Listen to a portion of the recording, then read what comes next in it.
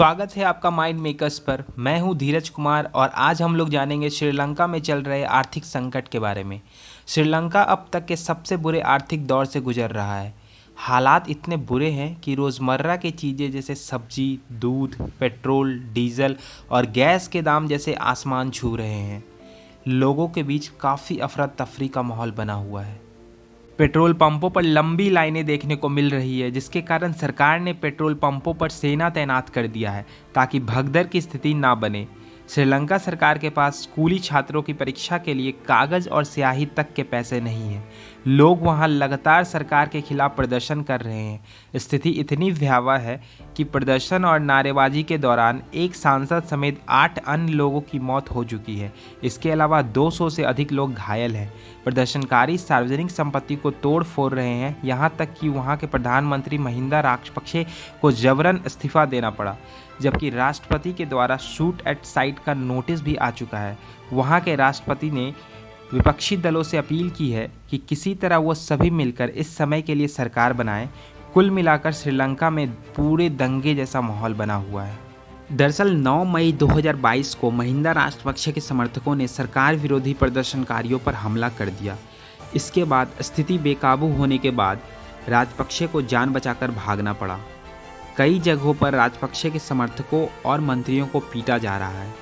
प्रदर्शनकारियों में इतना आक्रोश था कि उन्होंने पूर्व प्रधानमंत्री राजपक्षे के सरकारी आवास को आग के हवाले कर दिया।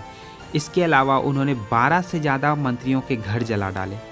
इसी बीच 12 मई 2022 को रानिल विक्रमसिंघे को श्रीलंका का नया प्रधानमंत्री बनाया गया है।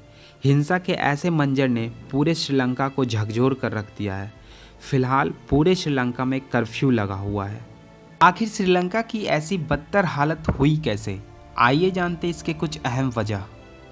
नंबर 1, टूरिज्म इंडस्ट्री का बर्बाद होना। श्रीलंका टूरिज्म इंडस्ट्री का बहुत बड़ा हब है। देश के कुल जीडीपी में अकेले टूरिज्म इंडस्ट्री का योगदान 10% है, लेकिन कोरोना महामारी के चलते टूरिज्म सेक्टर को भारी नुकसान का सामना करना पड़ा था। यूँ कहें तो कोविड के चलते सैलानियों की संख्या ना के बराबर हो गई थी, जिसके कारण आर्थिक मंदी और भी बढ़ गई। नंबर 2, विदेशी मुद्रा भंडार का सफाया।